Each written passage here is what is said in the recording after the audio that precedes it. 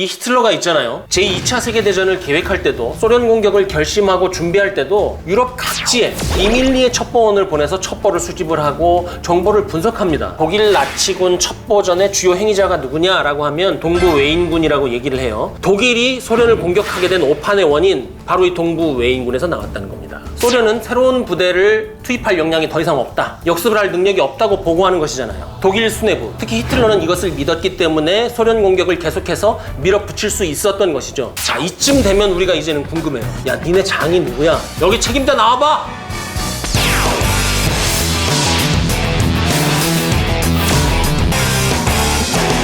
도대체 이 조직의 책임자가 누구길래 이렇게 엉망진창 엉터리였던가. 라인하르트 겔렌이라는 사람입니다. 이 라인하르트 겔렌이 독일군 정보 실패의 총책임자예요. 이 라인하르트 겔렌 하면 첩보전 정보전에 관심이 많으신 분들은 익숙하실 겁니다. 이렇게 나와 있죠. 독일의 군인 첩보활동 전문가다. 제2차 세계대전 때 독일 국방군 방첩부를 총괄했다. 소련 전문가로서 정확한 정보를 수집하여 히틀러의 신임을 받았다. 백과사전에 이렇게 나와 있다니까요. 아니죠. 그리고 또 뭐라고 나와 있냐면, 그리고 세계대전이 끝난 후에는 미군의 지원을 받아서 겔렌 기관이라는 것을 만들어서 대소련 첩보 조직을 만들었다. 왜냐하면 독소전 때 워낙 잘했기 때문에. 아니지만 그래서 냉전기에 자유진영의 정보 수집을 책임을 졌고 1955년에는 서독 정보부의 책임자를 지냈다. 이렇게 돼 있잖아요. 이 라인하르트 겔렌이라는 사람이 얼마나 엉터리인지, 겉만 번지르르한 사람인지 1차 자료를 본 것과 2차 자료를 본 것의 차이는 이런 데서 나는 겁니다. 심지어 이런 얘기도 있어요. 뭐 무슨 비밀 자료를 빼돌려가지고 방첩기관에 인계를 했고, 소련의 굉장히 그 중요한 첩보를 빼돌려갖고 미국에 전파를 했고, 나치의 명단을 또 전파를 하고, 나치 첩보원들을 채용을 해서 비선 조직으로 키워가지고 소련에 침투해서 정보 수집을 하고. 여러분, 이게 소설입니다. 소설. 그러니까 미국이 라인하르트 겔렌을 데리고 와서 썼을 때는 라인하르트 겔렌이 갖고 있는 관리자로서의 역할, 그 시스템을 만들고 1과 2과 3과 하고 첩보를 뭐 분석하고, 이 시스템 때문에 그 사람을 데리고 온 거지, 이 사람의 실제적인 첩보 능력을 믿어서 데려온 건 아니라는 거죠. 냉전기의 미국 첩보 조직 활동이 그게 아직 비밀 공개도 다 안 됐는데 어떻게 이렇게 자세하게 나와 있을 수 있겠어요, 이런데. 이건 소설이라는 거죠. 그러니까 소설하고 사료를 구분할 줄 알아야 됩니다. 우리가 알고 있는 라인하르트의 활약 같은 것 중에, 독일이 이제 곧 망할 걸 알고 소련의 첩보를 다 모아서 뭐 드럼통에 넣어서 알프스 산맥에 뭐 보관했다, 뭐 이런 이야기들이 지금 아니라는 말씀이시죠. 그게 라인하르트 겔렌의 장기예요. 사실 같은 거짓말, 거짓말 같은 사실을 섞어가지고 판단을 못하게 만들어버린다니까요. 정사 기록에는 없어요. 지금 여기에 나온 이 내용들은 뭐냐면, 라인하르트 겔렌이 미군에 투항을 하면서 자기 자신의 입으로 말하는 거예요. 미국에 투항을 하면서 뭐라고 그랬냐면, 나는 한 번도 소련군의 어떤 규모라든지 의도에 대해서 독일군에게 정확하게 보고한 적이 없었다. 자기가 이렇게 얘기를 해요. 나는 독일군의 이득이 되는 행동을 안 했다. 우리가 계속 정보 실패를 했던 이유는 사실은 소련군에 대해서 잘 알고 있었는데 소련군의 정보를 독일군에 우리는 갖다 주지 않았다. 그러니까 해석을 해보면 어때? 이 사람은 연합국의 승리를 위해서 의도적으로 기여한 것처럼 비춰질 수 있잖아요. 근데 이거 다 거짓말이라는 거죠. 그런데 이거를 미국이 몰랐을까요? 미국도 알고 있었죠. 이 전쟁이 끝나고 나서 연합국 정보기관이 동부 웨인군의 작전 활동을 분석을 합니다. 그런데 분석을 해보니 그 결과가 제1과는 첩보원을 소련군 내에 심는 데는 성공을 했지만 소련군의 주요 작전에 관한 첩보를 획득할 만한 중심부에까지 들어가진 못한 거예요. 쉽게 예를 들자면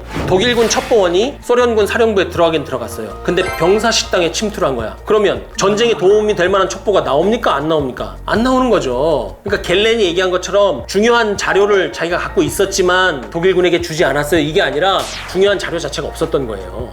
미국 측이 라인하르트 겔렌을 중용을 했던 두 번째 이유는 자기 PR을 잘했어요. 히틀러에게 했던 것처럼 내가 이런 계획을 갖고 있고 이런 계획은 이런 시스템에 의해서 흘러갈 것이고 이런 시스템이 적용이 된다면 이러한 성과가 있을 것이다 하고 프레젠테이션만 잘하는 사람이에요. 어쨌든지 간에 라인하르트 겔렌이 오늘날 첩보 수집, 분석, 정보 종합의 기본 틀을 만든 사람인 것은 분명하지만 실력은 형편없었다. 시스템만 잘 만들었다. 껍데기만 잘 만들었다. 포장을 잘하는 사람이다. 그런데 한편으로 이런 의문도 들잖아요. 라인하르트 겔렌이 정보 실패를 한 것은 다 알아. 그런데 왜 계속 등용이 됐을까요? 계획만 잘 만들면 진급이 됩니까? 라인하르트 겔렌의 별명이 아마 이거였을 것 같아요.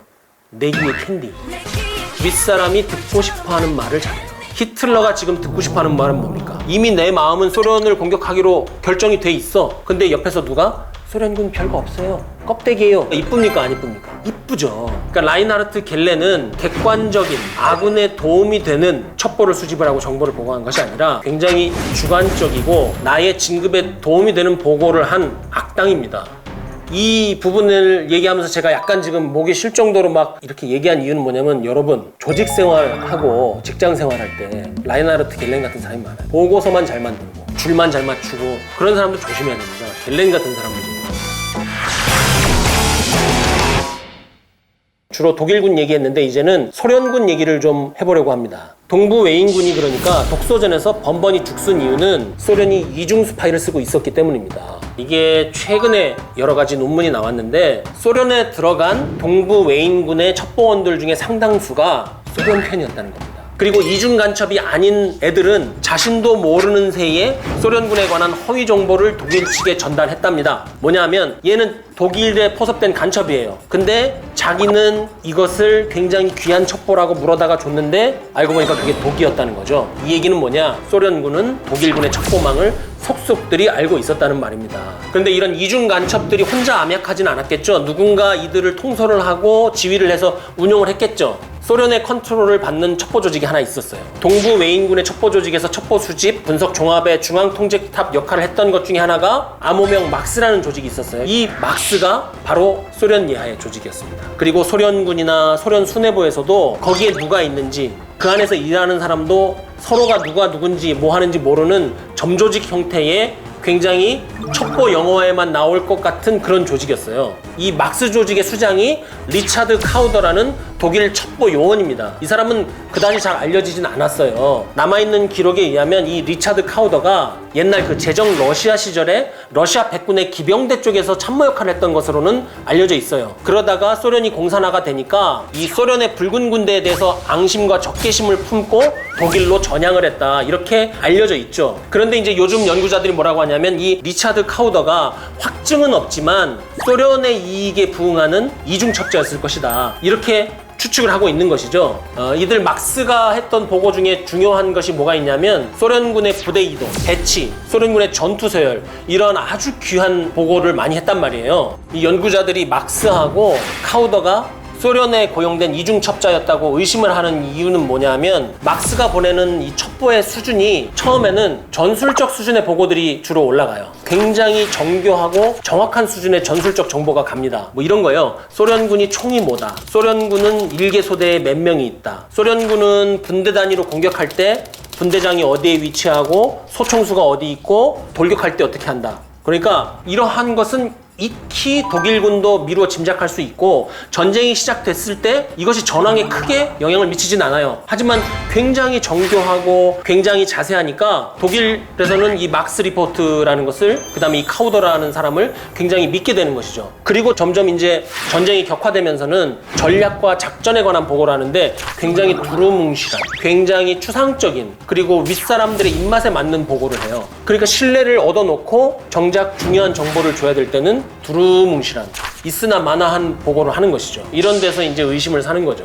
지금 이제 상황은 무슨 상황이냐면, 독일이나 소련이나 어쨌든 남은 힘을 모아서 한 방 먼저 먹이는 쪽이 유리하고 이길 수도 있는 상황이에요. 이 상황에서 제일 중요한 건 뭐냐면, 양측의 주력 혹은 예비대가 어느 정도의 힘을 가지고 언제 투입돼야 되느냐, 이것을 서로 첩보를 입수해야 되는 거죠. 근데 지금 이 상황에서 독일이 그토록 믿었던 막스는 이 전략적 수준의 첩보를 안 내놔. 근데 소련은 말이죠, 독일이 그토록 원했던 전략적인 수준의 첩보를 누군가가 제공을 합니다. 이거를 제공하는 인물이 누구냐면 리하르트 조르게예요. 전쟁사 역사에서 가장 극적인 첩보를 전달한, 누구는 또 최고의 첩보원이라고도 얘기를 하죠. 리하르트 조르게에 대해서 좀 한번 알아보기로 하겠습니다. 이 사람이 제일 유명한 게 그거잖아요. 1941년에 독일의 바르바로사 작전 개시 일자를 소련으로 타전을 하죠. 물론 스탈린이 워낙 의심병이 심해가지고 안 믿어갖고 소용이 없었지만, 또 독소전쟁에서 소련군에게 굉장히 중요한 첩보를 또 이 사람이 입수를 해서 소련 본국으로 타전을 해요. 그 첩보가 뭐였을까요?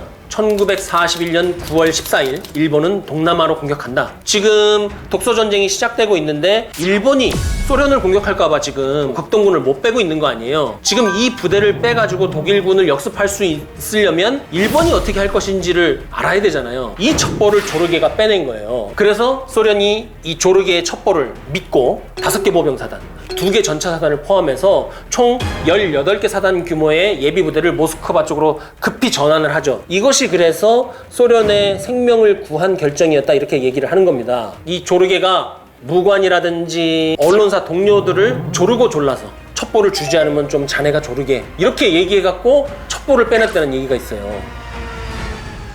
이 조르게는 그러면 누구였을까요? 아버지는 독일인이었어요. 어머니는 러시아인, 그리고 자란 곳은 독일의 베를린입니다. 1차 세계대전 당시에는 독일군의 자원이 입대해서 참전을 하기도 했어요. 그 와중에 중상을 입은 상위용사, 그러니까 독일의 관점에서 봤을 때는 전쟁 영웅이고 애국자예요. 그런데 조르게가 이때 독일에 대한 증오심을 품게 됩니다. 왜냐하면 전선에서 군대가 승리를 거뒀음에도 불구하고 독일이 정치적으로 서구 측과 협상을 해서 그 승리를 갖다 바치잖아요. 그래서 조르게가 뭐라고 생각하냐면 독일의 정치가 이 독일의 미래를 망쳐버렸다. 내 미래와 내 가족의 모든 것을 파괴했다고 생각을 해요. 그러면서 그러한 생각이 독일에 대한 증오로 변모하게 되는 것이죠. 그래서 조르게가 전후에 공산주의자가 돼요. 그리고 1919년에는 정치학 박사학위까지 따서 독일 공산당에 입당을 합니다. 그런데 당시에 공산주의의 끝판왕은 러시아죠. 그래서 독일 공산당에 입당을 하면서 러시아 공산당에도 명예롭게 입당을 하게 돼요. 그리고 그러는 와중에 독일에 대한 적개심이 더욱더 커지는 게, 당시에 독일 내에서 공산주의가 탄압을 받았잖아요. 그래서 이 사람이 러시아 공산당하고 접촉하는 그 와중에 직장도 잃고 사회적으로 매장을 당하기 때문에 독일에 대한, 특히 독일의 그 전체주의, 민족주의에 대한 적개심, 이게 굉장히 커져요. 그래서 결국 나중에는 모스크바로 망명을 하죠. 그래서 소련 공산당이 딱 보니까 이 사람이 어때요? 독일의 엘리트고 철저한 공산주의자고, 요거 첩보원으로 쓰면 좋을 것 같아. 그래갖고 조르게에게 의도적으로 접근을 해서 포섭을 해가지고 처음부터 공작원으로 육성을 해요. 그래서 첫 임무를 어디로 보냈냐면, 여기서부터 진짜 영화 같아요. 헐리우드로 보냅니다. 그 미국 헐리우드가 맞아요. 그래갖고 1927년에 할리우드 산업계가 공산주의자들에게 포섭이 돼가지고 국정조사도 하고 굉장히 큰 정치적인 격변이 있었거든요. 그 헐리우드 영화계 내에 공산당 세포 조직을 만드는 게 바로 조르게입니다. 이 사람이 어떻게 그 사람들을 포섭을 했겠어요? 졸라서 자네 가서 조르게. 그래서 여기서 성공을 했잖아요. 자본주의의 그 중심지인 미국에 가가지고 세포 조직을 만들어냈잖아요. 그래서 이때부터는 이제 정식으로 소련군 총참모부 정보국 예하에서 정보원으로 아예 일을 해요. 그리고 나서 기자로 위장을 해가지고 영국, 중국에서 활동을 하면서 독일로 잠입을 해서 독일 언론사에 입사를 해요. 그리고 독일에서 파견한 중국 특파원으로 이번엔 중국에 가서 첩보 활동을 시작합니다. 이때 핵심 임무가 뭐냐면 중국에서 일어나고 있는 장제스 국민당하고 마오쩌둥 공산당의 동향을 파악하는 것이죠. 그래서 어느 쪽이 더 소련에게 도움이 될 것이냐, 이것을 이제 파악을 하는 거예요. 그런데 사진을 보시면 아시겠지만 조르게는 상당히 매력적인 외모를 가지고 있었어요. 이런 매력적인 외모와 화술을 기반으로 해서 미국, 일본 기자들하고 굉장히 가깝게 지내요. 특히 이때 누구를 사귀냐면 아사히 신문의 그 오자키 호츠미라는 기자가 있었어요. 이 사람은 당시에 일본 군부, 일본 정계의 고급 인력들과 서로 선이 닿아 있는 사람이었어요. 그러면서 일반인이나 외부인은 알 수 없는 일본 내부의 굉장히 심층적인 고급 정보를 입수를 하기 시작을 합니다. 그래서 조르게가 딴 특종이 여러 가지가 있는데, 첫 번째 특종이 뭐냐면 독일이 중국과 관계를 청산을 할 것이다. 그리고 독일이 일본과 동맹을 맺을 조짐이 보인다. 이것은 소련의 굉장히 중요한 첩보잖아요. 이것을 이제 타전을 하죠. 그런데 이게 첩보가 제일 윗선까지는 전달이 안 됐던가, 아니면 스탈린이 다른 첩보원들을 대했던 거와 마찬가지로 좀 무시했던 것 같아요. 이 조르게의 첩보를 굉장히 중요한데도 믿지 않았었던 것이죠. 그리고 이 보고를 한 게 조르게뿐이었어요. 그러니까 이 이후에는 어떻게 돼요? 조르게의 이 개인의 어떤 자산으로서의 가치, 신뢰성이 확 높아지는 거죠. 이 정보도 사실 조르게는 오자키 호츠미로부터 가져왔습니다. 호츠미는 이 첩보를 어디서 가져왔냐면, 세 차례 총리를 지낸 그 고노에 후미마루라고 있잖아요. 얘하고 얘 주변의 최고위층 친구들, 얘들한테서 정보를 가지고 온 것이죠. 나중에 그래갖고 조심스럽게 소련으로 다시 굴려 들어가요. 그래서 새 임무를 받습니다. 일본으로 가갖고 일본군이 향후 어떻게 움직일지에 대해서 좀 집중해서 첩보를 수집을 해봐. 이렇게 얘기를 하는 거죠. 근데 일본군이 어디를 공격할지 봐. 이 얘기는 소련을 공격한다면 언제 어디로 올 것이냐, 여기에만 관심이 있었어요. 이 조르게가 신분 세탁을 한번 하기는 했지만 자기가 좀 더 고급 첩보를 얻으려면 활동을 더 왕성하게 해야 될 거 아니에요. 그러면 혹시나 모스크바 공산당에서 일했던 전력이 들통날까봐 다시 신분 세탁을 한 번 더 하는 거죠. 그래서 이번에는 일본으로 안 가고 독일로 다시 돌아가가지고 나치당에 가입을 해요. 그리고 단기 속성 과외받듯이 막 열혈 나치당 간부가 돼요. 그럼 갑자기 나치당을 왜 들어가? 그 얘기가 나올 수 있어요. 이전에는 개인적인 역량을 갖춘 특파원으로서 첩보를 수집을 했었잖아요. 근데 이제는 좀 더 높은 수준의 더 고급의 정보가 필요해. 이때 마침 독일하고 일본은 동맹을 맺은 상태잖아요. 그렇기 때문에 독일 나치당에 들어가서 나치의 비호를 받고 독일군 장군들의 추천서를 받으면 일본에 있는 보다 높은 수준의 정치가 언론인들하고 접촉을 할 수 있는 뒷배가 생기는 셈이죠. 그리고 독일 나치당에서 인정을 받아가지고 이번에는 일본의 팀 단위로 들어가요. 한 사람은 통신 전문가였고 다른 한 사람은 군사정보 전문가예요. 이 사람들이 조르게가 기존에 알고 있는 오자키 호츠미를 중심으로 일본 정계에 간접적으로 선이 닿을 수 있는 문학, 예술계의 인사를 중첩해서 포섭을 하는 거죠. 이 활동을 시작할 때 조르게가 자신의 특기를 활용을 하는데 일본 정계에서 완전히 사교계의 맹아처럼 떠올라요. 이게 1933년 9월의 일입니다. 더군다나 첩보를 수집할 때 일본인들의 마음에 무장 해제를 시킨 게 뭐냐면 독일 장군들이 써준 추천서예요. 이 추천서를 들고 다가가니 핵심적인 첩보를 막 주는 거죠. 첩보원, 스파이 하면 제일 먼저 떠오르는 인물이 누구세요? 제임스 본드, 007. 이게 007이 암호명이잖아요. 작중 본명이 이제 제임스 본드고, 조르게에게도 물론 암호명이 있었겠죠. 조르게의 암호명이 람세이였어요. 이 암호명 람세이는 1936년부터 본격적으로 첩보를 수집을 하고 람세이라는 이 암호명으로 본국의 송신을 시작을 해요. 지금 이게 뭐냐면 아까 제가 1933년 9월에 시작했다고 그랬잖아요. 3년 동안을 잠입해서 신분을 드러내지 않은 거예요. 그래서 철저한 나치 독일 당원으로 3년 동안 활동을 한 거예요. 그래서 1936년에 타전한 대박 단독 특종 첫 번째 보고가 뭐냐면 독일하고 일본이 방공작전을 위한 정보 교환을 했다. 이 첩보를 입수를 해요. 이 방공구역, 방공사격계획, 이게 수도의 방비와 직결된 거니까 이 자체로서도 비밀 중에서 극비잖아요. 그리고 이것은 뭐냐면 독일하고 일본이 확실하게 한편이 돼서 전쟁을 하겠다는 뜻이에요. 전쟁을 같이 일으킬 뜻이 없으면 왜 자기 수도의 방공망을 서로 교환을 합니까? 그러니까 굉장히 중요한 첩보죠. 그래서 첫 번째 타전부터 단독 특종 대박을 치는 거죠. 이제 결정적인 첩보 보고 하나 남아있잖아요. 조르게는 이제 보고를 하겠죠. 일본은 소련을 공격하는 것이 아니라 동남쪽으로 기술을 돌릴 것이다. 그리고 이 보고가 독소 전쟁에 있어서 굉장히 중요한 역할을 하게 되는 것이죠. 이 조르게의 활약이 계속 이어지는데 조르게의 본격적인 활약과 그 첩보 보고가 독소 전쟁에 미친 영향에 대해서는 다음에 독소 전쟁에 대해서 다룰 때 한 번 더 다뤄보기로 하겠습니다.